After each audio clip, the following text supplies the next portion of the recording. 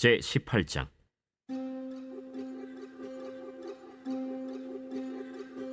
그 후에 다윗이 블레셋 사람들을 쳐서 항복을 받고 블레셋 사람들의 손에서 가드와 그 동네를 빼앗고 또 모압을 치매 모압 사람이 다윗의 종이 되어 조공을 바치니라.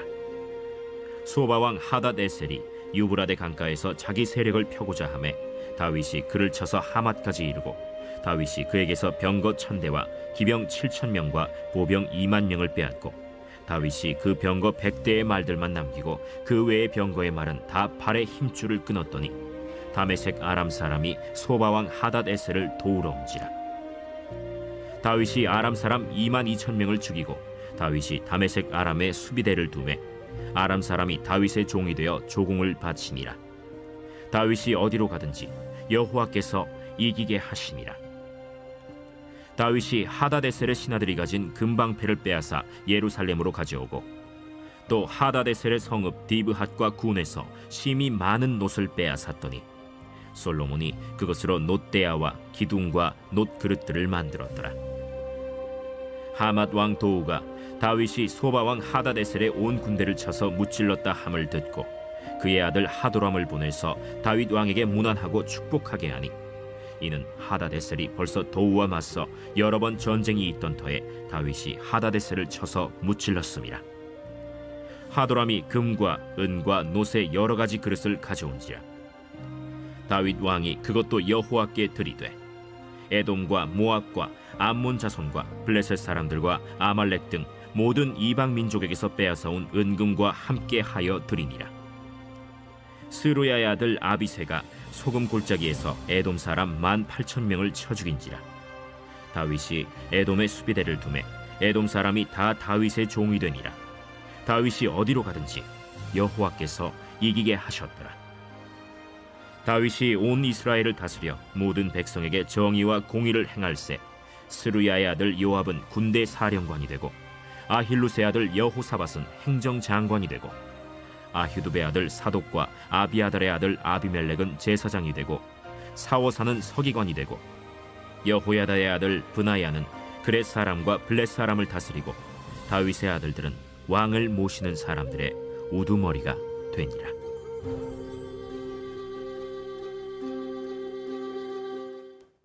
빛이 있으라. 오늘도 말씀의 은혜와 지혜가 저와 우리 성도님들의 하루를 빛나고 복되게 하실 줄 믿고 감사를 드립니다. 자, 오늘 우리가 함께 나눌 말씀은 역대상 18장입니다. 사무엘하 8장의 내용과 많이 일치하고 있는데 또 기회가 되시면 사무엘하 8장도 한번 읽어보시고 또 사무엘 새벽설교 말씀도 한번 더 들어볼 수 있기를 바랍니다. 이제 역대기에서 18장, 19장, 20장은 다 다윗의 전쟁 이야기이고 또 그것에 승리하였다 이런 승전의 기록이 기록되어 있습니다. 그러니까 역대기는 큰 틀이 있어요. 역대기는요 굉장히 심플해요. 보면은 역대상은 어때요? 족보가 나오고 그리고 다윗의 이야기가 나옵니다. 그리고 끝나죠. 그리고 역대하는 솔로몬의 기록이 많이 되어 있고 그 다음에 나머지 왕들의 기록으로 끝나요. 이렇게 큰 틀을 가지고 있고 다윗이 왕이 되었다라는 것, 그 다음에 언약궤를 옮겼고 다윗 언약을 받았다, 전쟁에서 승리했다, 그리고 성전 건축을 준비했다. 이것이 이제 다윗의 인생입니다. 그러니까 많은 것을 했어도 하나님 앞에 기억되고 하나님의 마음에 기록되는 것들은 그리 많지 않아요. 하나님 나라 그리고 하나님의 구속사에 어떻게 함께 했는가만 남는 거죠. 이것저것 많이 했으나 하나님 나라와 또 하나님의 구속사와 상관없는 것들, 결국은 자기 좋아 자기가 한 일들은 기록에 남지 않는다는 겁니다. 그러니까 우리의 인생이 그렇게 하나님 앞에 남아있을 것들이 별로 없구나 이런 생각들을 오늘 새벽에 다시 한번 하게 됩니다. 그러니까 이제 또 다윗의 승리는 이스라엘을 침략하고 또 이스라엘을 압제했던 그 주변의 많은 나라들을 굴복시키는 거죠. 그러니까 여기에 기록된 나라들 대부분은요 다 뭐예요? 기회가 있을 때마다 하나님의 백성들을 괴롭히고 압제하고 또 빼앗고 이런 나라들을 이제 이 다윗이 굴복시키는 그런 내용입니다.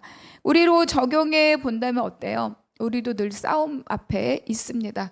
내가 뭐 누구랑 막 감정 싸움하고 자리 다툼하고 이런 것이 아니라 하나님의 백성으로서 하나님의 나라를 살아가는 사람으로서 이 땅의 질서와 싸우는 싸움이 늘 있다는 거죠.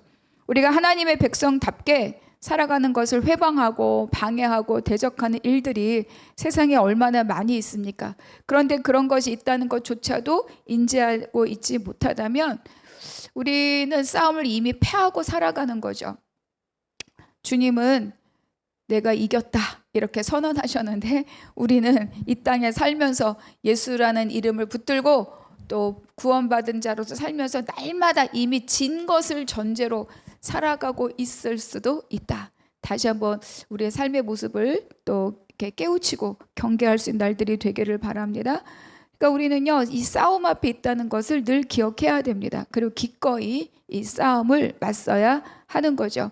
그렇지 않으면 예수를 믿고 교회를 다니지만 교회를 다니는 사람일 뿐 믿음의 영향력을 끼칠 수 있는 정말 하나님이 원하시는 주님의 백성으로서의 삶은 어렵지 않은가 그런 생각들 또 해보게 됩니다. 자, 1절 같이 읽겠습니다. 그 후에 다윗이 블레셋 사람들을 쳐서 항복을 받고 블레셋 사람들의 손에서 가드와 그 동네를 빼앗고 제일 처음 언급한 것이 뭐예요? 이 전쟁에서? 그렇죠. 블레셋입니다. 그러니까 블레셋은 출애굽할 때부터 기록되어 있는 이 나라가 바로 이 블레셋이에요. 그때부터 경계해야 할 족속이었죠. 그리고 사사시대, 사무엘 시대, 그리고 또 뭐 엘리 제사장 때도 마찬가지, 그리고 사울 시대, 모든 이 시대를 지나면서 가장 많이 등장했던 족속이 바로 이 블레셋입니다. 그리고 언약궤를 빼앗아 갔던 자들이고, 그리고 골리앗 기억나시죠? 이 골리앗도 바로 블레셋 사람입니다. 그러니까 이어지는 모든 말씀을 보면 이 다윗의 전쟁은요, 이 블레셋에만 국한된 것이 아닙니다.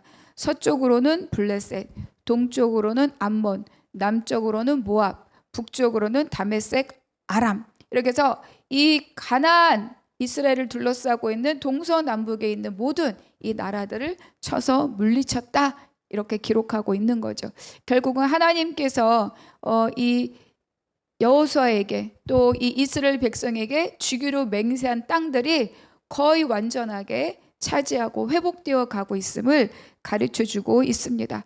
그러니까 이 동서남북 사방의 적들을 정복하고 종을 삼고 조공을 바치게 하였다.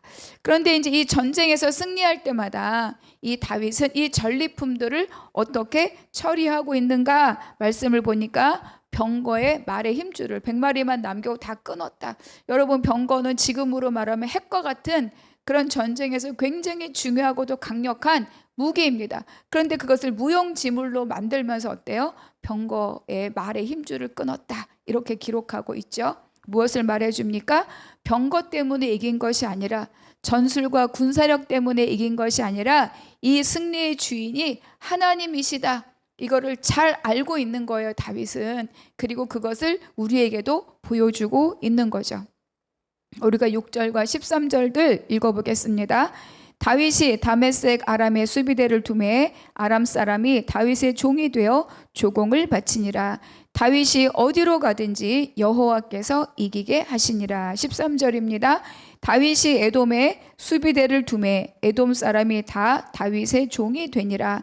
다윗이 어디로 가든지 여호와께서 이기게 하셨더라. 다메섹에도 수비대를 두어서 이기게 하셨고 종이 되게 하셨고, 에돔에도 수비대를 두어서 종이 되게 하셨습니다. 그리고 여기 뭐예요? 다윗이 승리하였다, 다윗이 승리했다, 이렇게 계속 반복되어 기록하고 있는데, 중요한 것은 무엇입니까? 다윗이 이겼다가 아니라 중요한 것은 뭐예요? 여호와께서 다윗을 이기게 하셨다. 여호와께서 이기게 하셨다. 이것이 굉장히 중요한 기록입니다. 우리가 여호수아서를 다시 기억해 보면 정복 전쟁을 눈앞에 둔 여호수아 앞에 하나님의 군대 대장이 나타납니다. 그런데 그를 처음 보았을 때 이 여호수아의 질문이 뭐였어요? 너는 누구를 위하느냐? 쉽게 말하면 편을 물어봐요. 너는 아군 편이야, 적군 편이야? 그런데 그 군대 대장은 아니라고 대답합니다. 아니라 나는 여호와의 군대 대장이라. 그리고 여호수아에게 노발해서 신을 벗으라 이렇게 명령하죠. 결국은 내가 하나님 편에 서 있을 때, 하나님이 싸우시기 때문에 결과가 이긴다. 그것을 여호수아서에서도 그리고 오늘 다윗의 전쟁에서도 우리에게 가르쳐주고 있는 거죠. 성경은 전쟁은 여호와께 속했다 이렇게 우리에게 말씀해 주시잖아요. 전쟁에 여호와께 속했다는 것이 무엇을 말하느냐? 내가 하나님 편에 있을 때 하나님이 싸우시고 하나님이 이기게 하신다는 것을 우리에게 말씀해 주고 있습니다. 결국은 내 삶의 방향성이 어디를 향하고 있느냐, 내 삶의 추구와 지향이 무엇을 향하고 무엇을 따르고 있느냐, 그것이 내가 이기고 지는 것을 결정짓는다고 우리에게 가르쳐 줍니다. 여러분, 우리가 요즘 이제 요한계시록 2장 3장에 있는 7교회에 대해서 매 주일마다 말씀을 나누고 있지 않습니까? 여러분, 그 교회에 대한 칭찬도 있고 책망도 있는데 그 모든 교회마다 마지막에 뭐라 그래? 귀 있는 자는 들을지어다 이렇게 말씀하고 이기는 자는 이것이 7교회 모두에 대해서 반복되는 하나님의 약속이고 권면이고 위로입니다. 그러니까 우리가 깨달아야 할 것은 뭐냐면 결국 우리는 싸움에서 이기는 자여야 하는 거예요. 근데 내가 싸우는 것이 아니라 내가 하나님 편에 있으면 하나님이 싸우시고 하나님이 이기시는 거죠. 주님도 말씀하죠. 예수님도 내가 세상을 이기었다 그렇게 말씀하고 계시는데 우리가 그 싸움을 하지 않는다면 주님이 이기신 싸움을 우리는 시도조차도 하지 않는다는 거죠. 그리고 우리가 세상의 온갖 유혹과 논리와 세상의 가치들을 이기는 방법은 내가 무엇이 되어서 그 싸움을 내가 싸워서 이기는 것이 아니라 내가 하나님 편에 서는 거죠.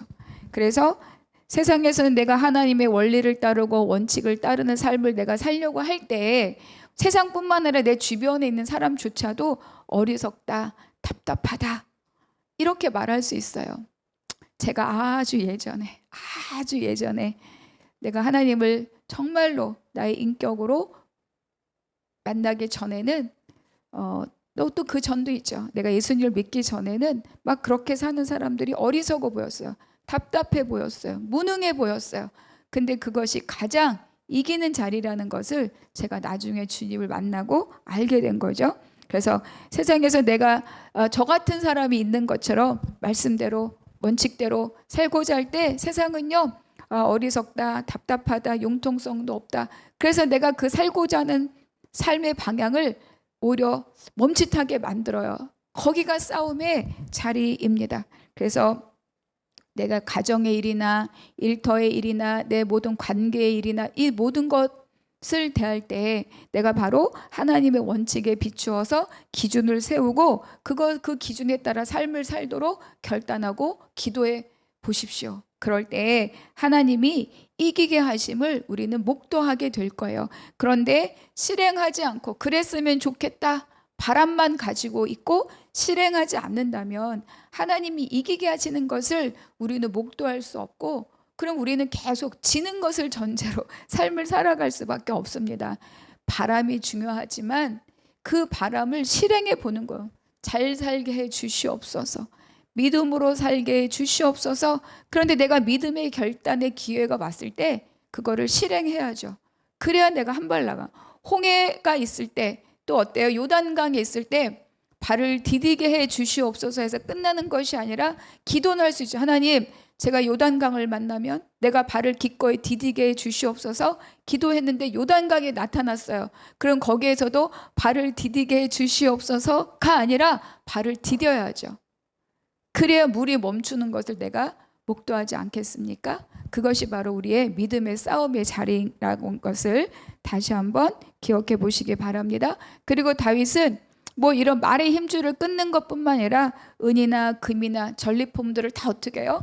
자기의 왕의 부요로 채우는 것이 아니라 여호와 하나님께 드렸다. 이것이 다윗입니다. 이렇게 또 외부적으로는 전쟁을 이기는 이 다윗이 그러면 그의 나라는 어떻게 다스렸는가? 우리가 14절 같이 읽어보겠습니다. 다윗이 온 이스라엘을 다스려 모든 백성에게 정의와 공의를 행할세. 다윗은 또 다윗이 다스린 나라는 하나님의 나라, 그리고 하나님이 다스린 나라의 모본입니다. 샘플이죠. 그러니까 이 한 구절의 말씀은 다윗이 하나님의 대행자로서 그 다스림의 사명을 잘 감당하고 있다. 그래서 오늘 우리에게 가르쳐 줍니다. 결국은 다윗이 다스리는 통치의 모든 형태는 바로 하나님의 다스림을 드러내 보여주는 겁니다. 모든 백성에게 정의와 공의를 행할세. 나를 높이기 위해서 백성들을 착취하거나 왕의 자리를 유지하기 위해서 백성들이나 자기 지파를 이용하는 것이 아니라 정말 하나님의 공의와 정의를 가지고 백성들을 다스리는 자, 그것이 바로 다윗이죠. 그러니까 다윗의 이 공평과 정의로운 통치를 통해서 백성들은 어때요? 하나님의 다스림을 경험하는 거예요. 그리고 그 은혜를 누리게 되는 거죠. 여러분, 우리는 어떻습니까? 우리도 하나님의 대행자로서 부르심을 받은 자들입니다. 그래서 우리가 가정이나 일터나 교회나 모든 관계, 우리의 모든 일상적인 삶의 자리에서 내가 정말로 대행자로서 살고 있는가, 아니면 내 감정대로, 내 욕심대로, 내 욕구대로 그렇게 또 나의 뭐 경험대로 막 이렇게 살고 있는 것은 아닌가 돌아볼 필요가 있지 않겠습니까? 그 내가 서 있는 자리는 나를 위한 자리가 아니라는 거죠. 오히려 하나님의 은혜, 또 하나님의 통치, 하나님의 나라, 하나님의 섭리, 이런 것들을 흘려보내는 통로로서 내가 위치해 있다. 교회에서 목회자뿐만 아니라 가정에서 아버지가 또는 어머니가, 또 학교에서 믿는 선생님이, 또 이웃들에게 믿는 누군가가 그렇게 하나님은 그러한 분이신가 보다 라고 하나님을 드러내 보여줄 수 있는 그 대행자로서의 삶이 바로 우리 모두의 부르심의 자리일 것입니다. 그러니까 우리의 싸움은요, 그 부르심의 자리를 제대로 살아가기 위한 믿음의 싸움의 자리이다. 그래서 오늘도 정말로 믿는 자로서, 하나님의 대행자로서 하나님을 드러내는 그런 삶의 자리가 되시기를 주님의 이름으로 축복합니다. 자, 오늘 우리에게 주시는 질문, 묵상 질문 함께 보겠습니다. 나는 지금 삶의 어떤 방향을 향하고 있습니까? 그리고 그 방향에 하나님과 동행하고 있습니까? 그 나의 삶의 지향이 세상을 향하고 있느냐, 또는 나를 향하고 있느냐, 아니면 하나님을 바라고 소망하고 있느냐.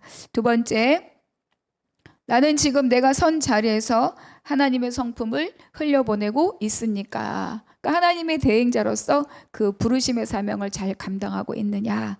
또 오늘 하루만큼이라도 대행자로서 넉넉하게 감당하는 저와 여러분 되기를 축복합니다. 기도하겠습니다. 하나님, 감사합니다. 오늘 깨달은 말씀으로 오늘 하루를 강건히 살게 하여 주시옵소서. 내가 바라고 소망하는 삶의 길이 주님과 같은 방향이 되게 하시고 동행하는 자가 되게 하여 주시옵소서. 또 나의 모든 삶의 자리에서 하나님의 대행자로서 하나님의 뜻을, 또 하나님의 성품을 드러내고 흘려보내는 복된 자 되게 하여 주시옵소서. 모든 것을 감사하고 우리 주 예수 그리스도의 이름으로 기도하옵나이다. 아멘.